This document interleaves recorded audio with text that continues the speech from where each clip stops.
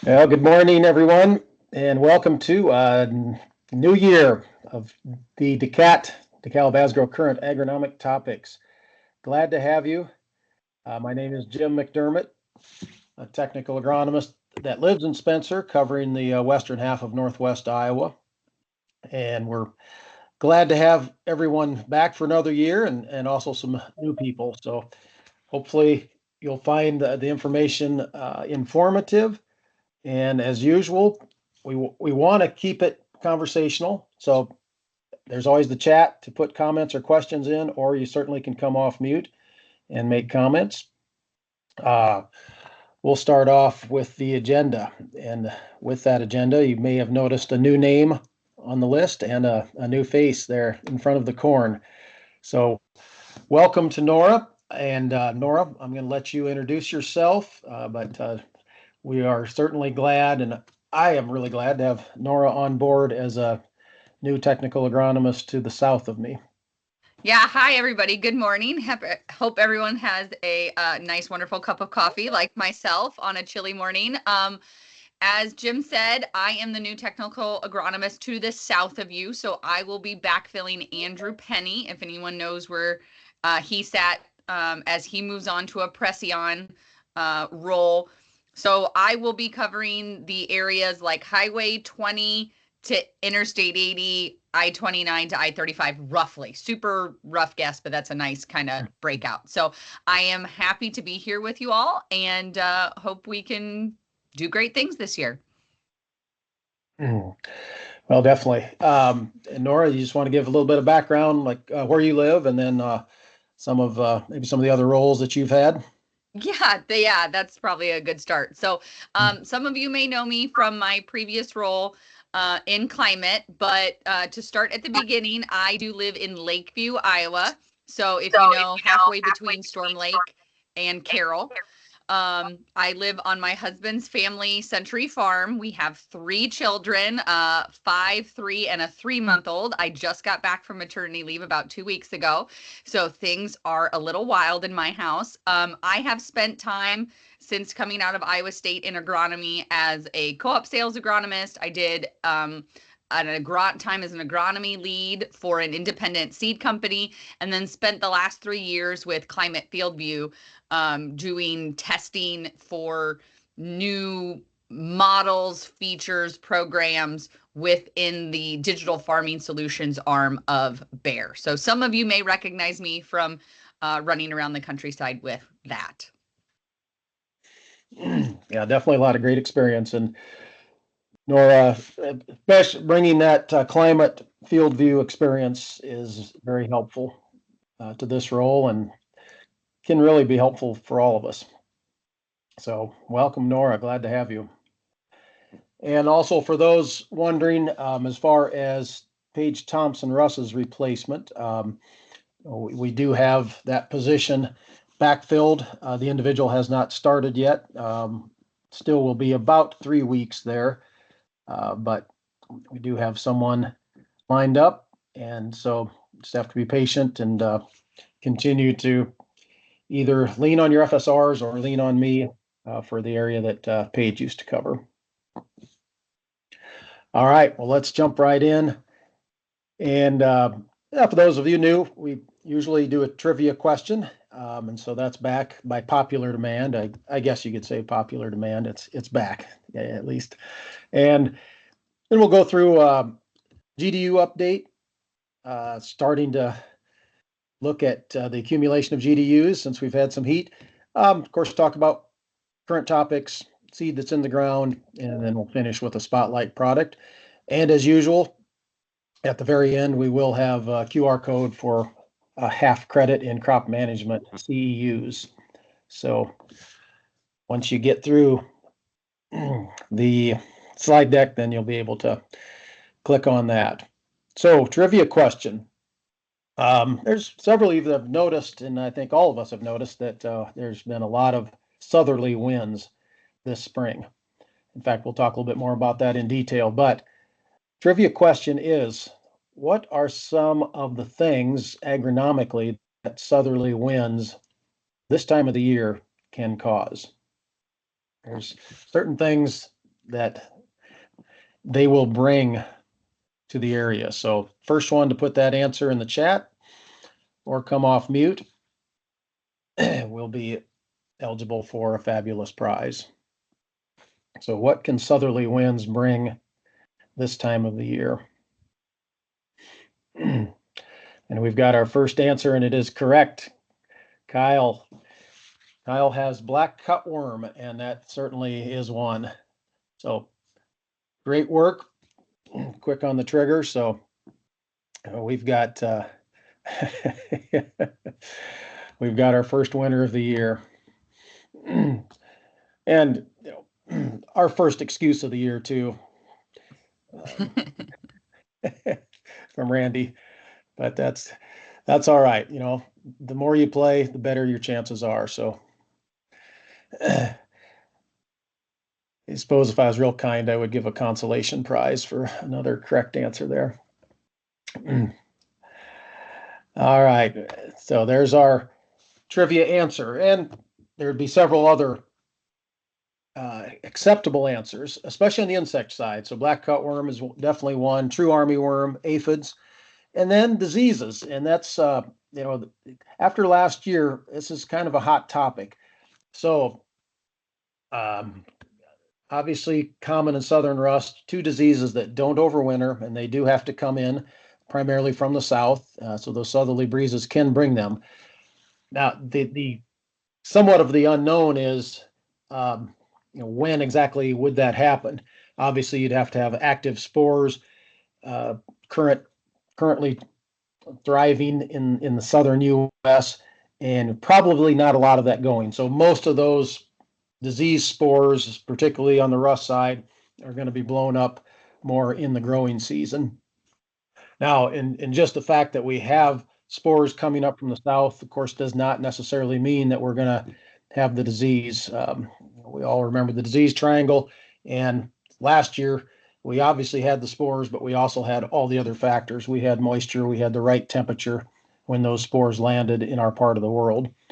So just the fact that we've got southerly winds right now really is not increasing our disease risk necessarily, just because we're not at that time during the growing season, even in the south, that they're really dealing with much of the rust. So just wanted to touch on that because I know that has come up.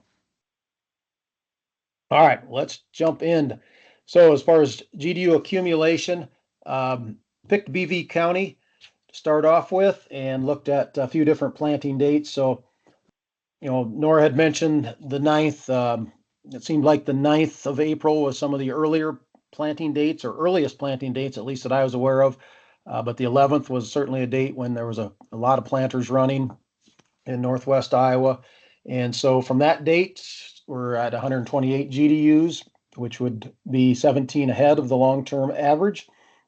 And of course, if you remember, for corn, you've got the range of 100 to 120 GDUs to bring that crop out of the ground.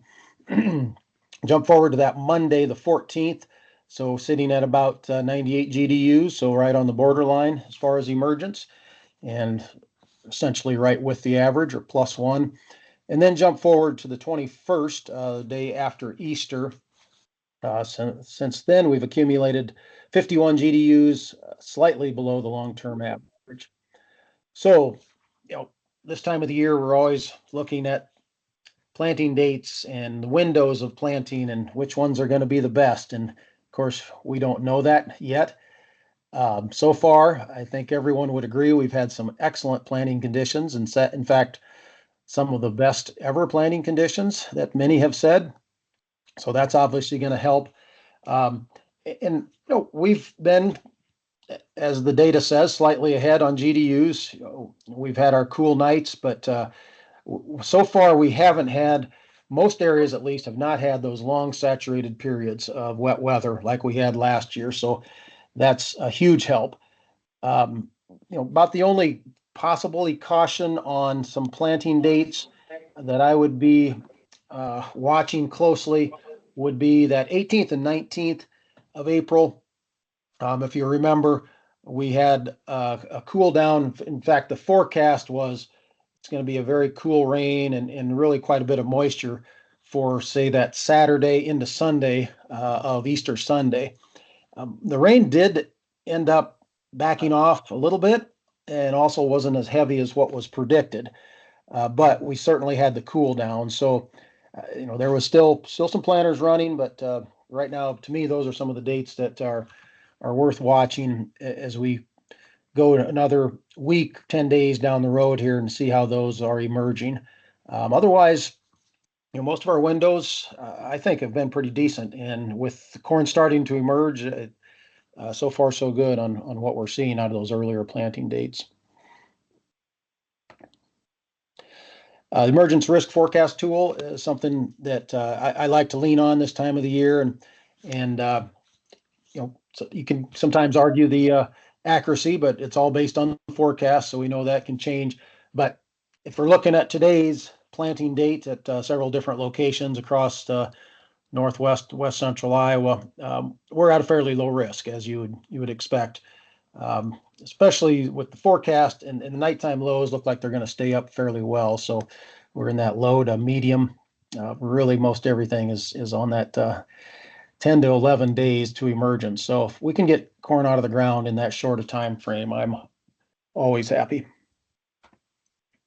So a few shots from around the area. This was a picture taken yesterday. So this was an 11th of April planting date. The emergence risk forecast tool is predicting 17 days to emerge. And this picture was taken yesterday, so that was 18 days after emergence, and it looked like it had come up in about 17, 18 days. So fairly accurate there, and no surprise, with GDUs at 126, it's right where it should be as far as that point out of the ground. Another planting date, the 14th.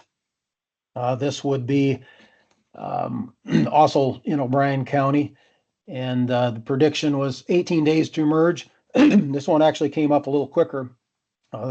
Somewhat lighter ground may have helped. Very mellow soil, but 15 days after emergence that you could see seedlings poke through. So pretty good shape that way. And this is at 100 GDUs, and they always give that range 100 to 120, and this one was coming up towards the earlier side of that emergence window.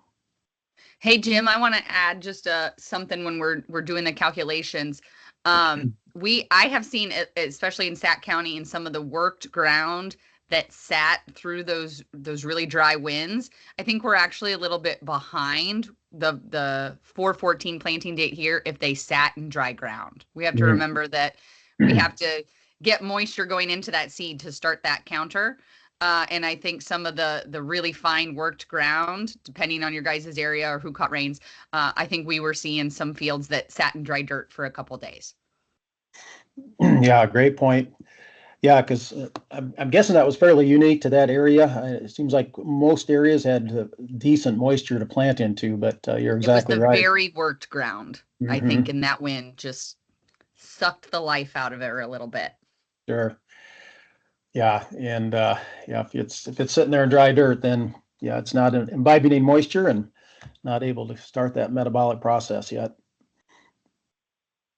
But on the soybean side, seen any soybeans out of the ground, Nora? I have not yet. Some that are cracking. They were trying. I bet they're up today, but not when I was there. Yeah, it seemed like, excuse me, the Monday's heat certainly brought a lot of beans, at least the early planting window beans, up out of the ground. These happen to be from that 11th planting date, and right at that 126. And soybeans, if you remember, really are more about 130 GDUs to get out of the ground, give or take. They're a little bit more subject to moisture, even like corn. So soybeans from that early window, so far so good, and for the most part, we're really not seeing much crusting that they have to battle, because that can certainly influence the speed of emergence on soybeans. So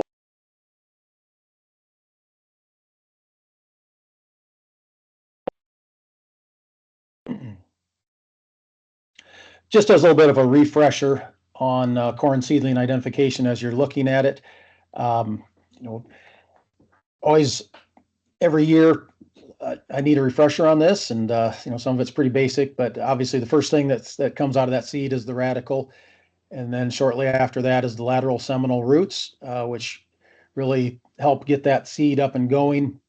Coleoptile, and of course, what we're looking for is a nice straight coleoptile. We don't mind a little bit of a kink. Usually, a kink right around the seed is just an indication of the seed orientation. Once we start seeing kinks up on the coleoptile, closer to the surface, then either we're battling a crust or we've got some chilling imbibition going on. But these examples where you got a nice straight coleoptile, you're in good shape. And then technically the white part is that mesocotyl from between the seed and the coleoptile. And then down the road here, as we start to get a bigger plant, our nodal root development kicks in. And of course, those become the main roots of that plant season long. The nodal roots are always going to set 3/4 of an inch below that soil surface. So you can check planting depth after the fact. You're going to 3/4 inch and then add whatever you go from nodal roots down to the seed. We always talk about if we have shallow planting, it can affect our long-term root development. And that is the case, even though that plant, is ingrained, it's built in that it's going to put those nodal roots about 3/4 inch below the soil surface. But if you've got a shorter mesocotyl, then you're really disrupting the overall structure of the plant. In other words, your lateral seminal roots and your nodal roots are not going to have quite the proper spacing. But long term, we know if we're 2-inch plus, 2¼ inch, we're going to be in a better shape for overall drought tolerance as well as standability for that plant. Hey, Jim, while we're talking about corn and seed staging, there is a question in the chat from Randy about, is the corn emergence risk forecast tool something we can have access to? Do you want to discuss how we're handling sharing that information? Yeah. Right now, it's not publicly available to dealers yet. Hopefully by next year it will be. So good question, Randy. Right now we've had it 3 years and there's been tweaking taking place, and getting to the point now where we feel like it can be brought out for next year. So be patient on that one. For now, if there's specific dates that you want run, contact myself or your FSR. And the neat thing is with that tool too, and especially when you start talking about planting windows, we can go back and run dates retroactively. So we can be looking back and saying, okay, maybe there was a certain date that things don't look as good, and then we can look at that risk forecast tool. But it's been a neat tool to have, and hopefully more widely available for next year. All right, well, let's jump into some of the current topics, or a few more of the current topics, and one of them being soil temperature. And, overall, this has been a pretty positive, solid story. We've had some cool mornings, but, we've had a lot of days with some bright sunshine, and even if we're getting wind, at least that seed is not feeling the wind chill below ground. But we've had overall pretty good soil temperatures as our GDUs do reflect. So this is yesterday morning. You kind of see where we're at. And then just one other one would be a forecast. And of course, you go to the Iowa State Messenet site and you can see the forecast, something that they've added here a couple of years ago. This would be for Friday. And I was looking at the forecast this morning on soil temperatures really from today for the next 10 days. And Friday was about the coolest day, and we're still in the low 50s there. Also interesting to note, if you look over the rest of the state, we're in as good a shape as any. Of course, Southwest Iowa, typically Southern Iowa is going to be a little bit warmer, but not drastically. And then you take a lot of North Central Iowa as well as Eastern Iowa. We're in a little warmer situation than they are. And I think some of that is they've had a little more heavier rains over there, so that soil has been slower to warm up. And as far as planting percent too, I think Northwest, West Central Iowa sitting is about as good as anybody in the state. So knock on wood. So as far as current topics, and Nora, I know this is something you've been paying close attention to, but like we talked before, a lot of winds this spring. In fact, according to the National Oceanic and Atmospheric Association, this is the windiest start of the spring, basically March into where we're at so far. Eric Snodgrass had mentioned that last week in his information. So no question, it's not just our imagination. It has been the windiest spring. And obviously, like we mentioned, that's going to potentially blow up those black cutworms, knowing that the risk is still spotty so far, but we've got a little ways to go. And typically after you start seeing some of these significant flights, like we've seen in central Iowa, it's about 300 GDUs after that until they start cutting, which puts it about at mid-May, just going on long-term averages. So still a little ways off from that, but something to keep on the radar, especially on our VT Double Pro products that do not have that built-in protection against black cutworm.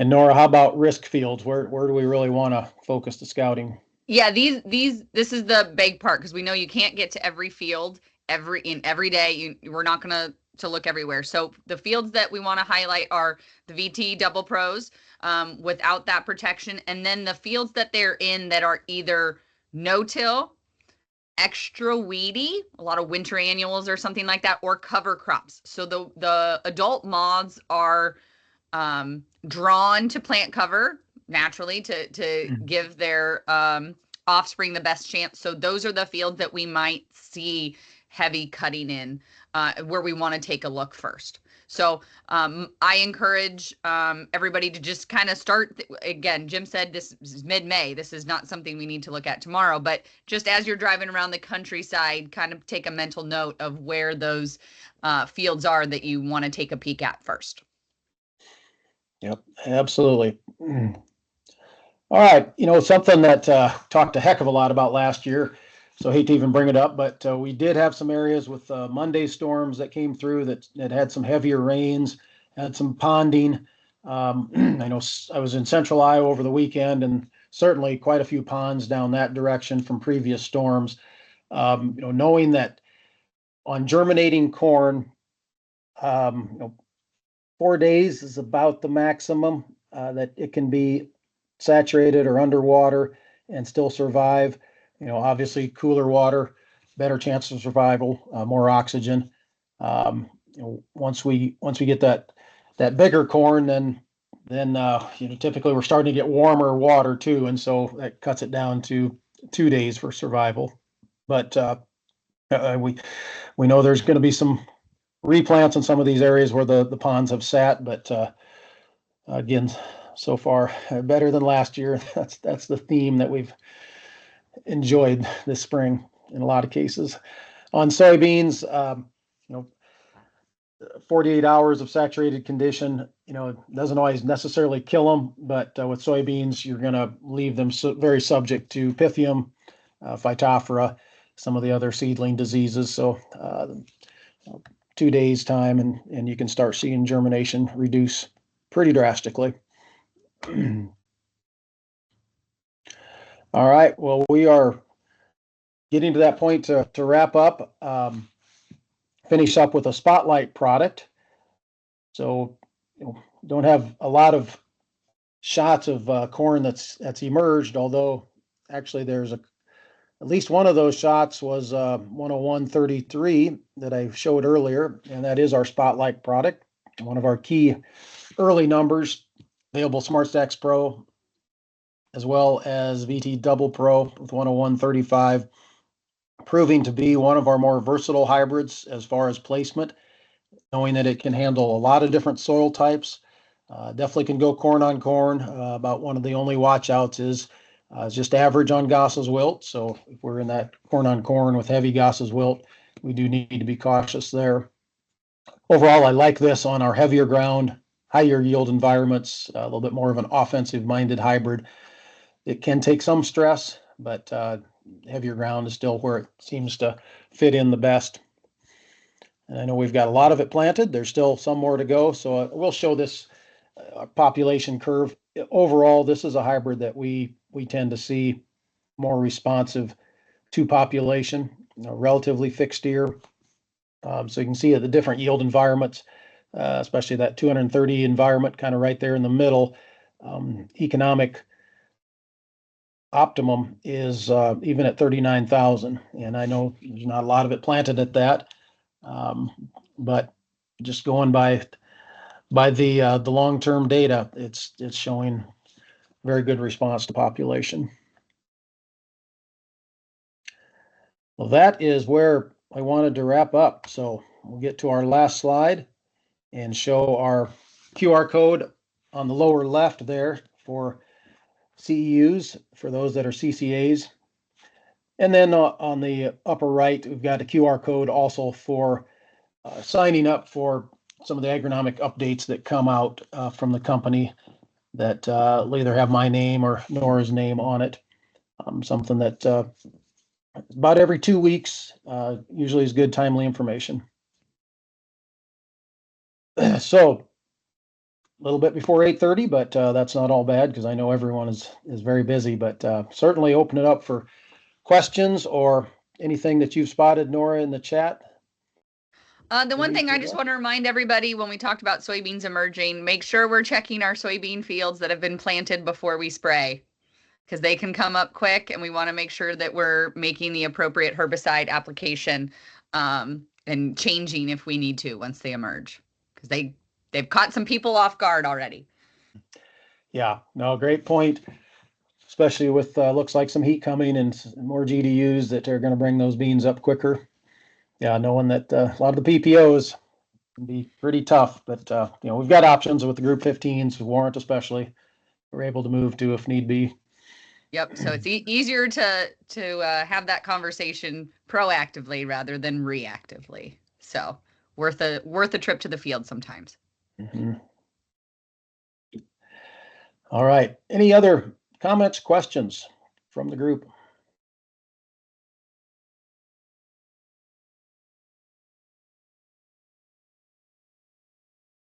Well, very good. Well, thanks everyone for being on for the first edition of the DAACAT, and we'll go every other week here during the growing season. And as usual, if there's certain topics you want to hear about, let us know. But again, welcome, Nora. Glad to have you on. Good to have you. We've needed some help on the DEKALB TA side, so good to have you in the mix. Happy to help, guys. Have a great rest of your day. All right. Take care. Thank you, everyone.